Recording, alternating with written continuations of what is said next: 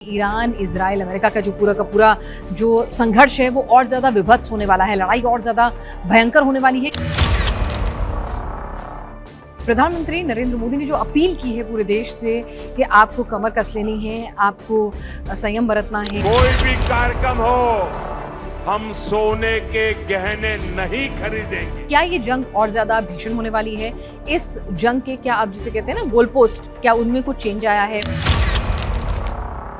नमस्कार, आप देख रहे हैं इंडिया टीवी का डिजिटल प्लेटफॉर्म। मैं हूं पिनास त्यागी। हमारे शो पिनास का पंच में आप सभी का स्वागत है और आज बात होगी उस मुद्दे की जिस पर हम लोग तमाम चर्चा लगातार करते आ रहे हैं।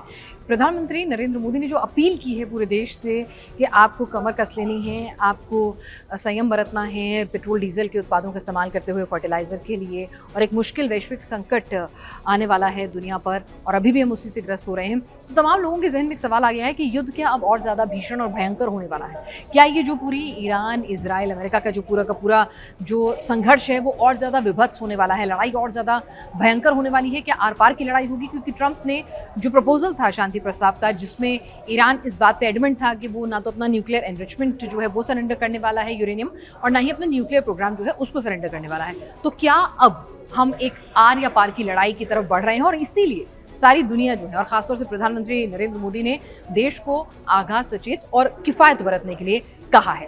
तो यही हम समझेंगे। हमारा मेन मोटिव आज पिनास का मंच में यही समझना होगा कि क्या ये जंग और ज़्यादा भीषण होने वाली है? इस जंग के क्या आप जिसे कहते हैं ना गोल पोस्ट, क्या उनमें कुछ चेंज आया है? रजीम चेंज था जिसमें से न्यूक्लियर प्रोग्राम को विधेल करना था, क्या उसमें कुछ चेंजेस आया है? पाकिस्तान की क्या कुछ भूमिका है? क्योंकि पाकिस्तान पे भी कहा जा रहा है कि वो अमेरिका के साथ टू टाइमिंग कर रहा है। इजराइल पाकिस्तान की भूमिका से बहुत ज़्यादा खुश नहीं है। तो इन तमाम पहलुओं पर हम चर्चा करेंगे। हमारे साथ जियो पॉलिटिकल एक्सपर्ट इस वक्त वैभव हमारे साथ स्टूडियो में मौजूद है। वैभव, आपका बहुत बहुत स्वागत है। तो आज हमें ये बता दीजिए, क्योंकि सब लोग 2 into 2 कर रहे हैं, विपक्ष तो खैर उसमें कमियां ही देख रहा है। प्रधानमंत्री नरेंद्र मोदी ने जो किफ़ायत बरतने लिखा है, उन 7 अपील में कुछ गलत तो है नहीं, लेकिन वो विपक्ष ही क्या जिसे सत्ता पक्ष में कुछ गलती नजर ना आए। लेकिन अगर हम उसको थोड़ा और इंटरनेशनली इंटरप्रेट करें, हमने एक क्वेश्चन दिया हुआ था अपनी जनता को अच्छा खासा 2-2.5 महीने का। वो क्वेश्चन क्या एग्जॉस्ट हो गया है या फिर लड़ाई और ज्यादा भयंकर होने वाली है? क्योंकि जो शांति का प्रपोजल था वो ठुकरा दिया ट्रंप ने। देखिए, लड़ाई किस तरफ जाएगी ये इजराइल डिसाइड करेगा, अमेरिका नहीं, अमेरिका नहीं डिसाइड करेगा। ये मैं आपको आपके शो में मैं पहले भी कह चुका हूँ कि जो इजरायली इंटरेस्ट हैं वो सुप्रीम है, और ईरान या पाकिस्तान या कोई भी दूसरा देश या चाइना वो ये सोच सकते हैं कि भाई हम बात कर रहे हैं, हम नेगोशिएट कर रहे हैं।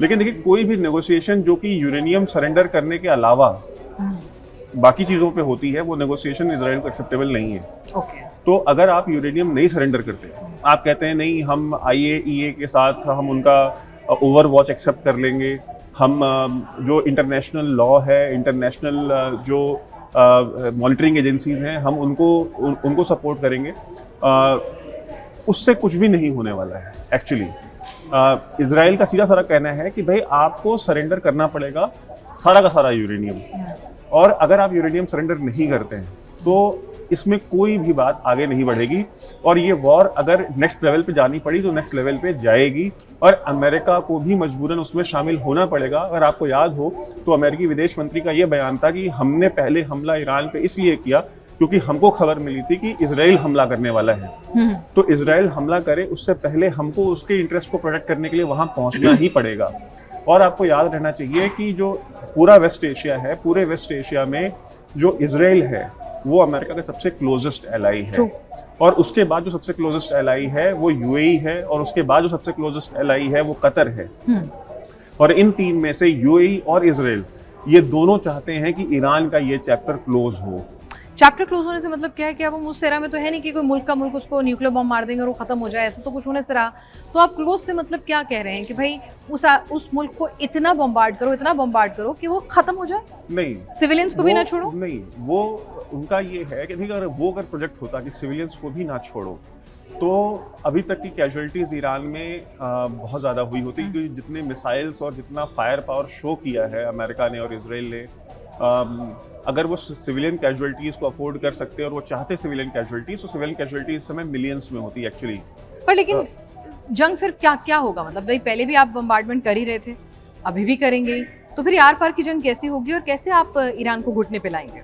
देखिए, बेसिकली दो ऑब्जेक्टिव्स हैं। एक ऑब्जेक्टिव ये है कि वो अपना यूरेनियम सरेंडर करें, उनको इतना कहते हैं ना कि इतना क्रिपल कर दो, उनको इतना अपाहिज कर दो उस देश को कि अगर आपको याद हो तो नेवल ब्लॉकेड अमेरिका ने किया हुआ है, वो भी उसी कड़ी का एक क्रम है जिसमें ये है कि भाई आर्थिक रूप से इतना कमज़ोर हो जाए क्योंकि तेल कहीं एक्सपोर्ट कर नहीं पाएंगे, बाहर से सामान आयात कर नहीं पाएंगे, तो क्या होगा कि देश के अंदर आर्थिक हालात इस तरह से हो जाएंगे कि जनता विद्रोह करेगी और देश के अंदर भुखमरी पैदा होगी और जनता IRGC के खिलाफ और ईरानियन रजीम के खिलाफ खड़ी हो जाएगी। भाई क्योंकि जब रोटी नहीं मिलती है तो लोग ये नहीं देखते हैं कि हुक्मरान कौन है, ठीक है, हमारी पसंद वाला है या हम, उसको फिर रोटी चाहिए जनता को, माँ को उसके अपने बच्चे के पेट में दाना चाहिए।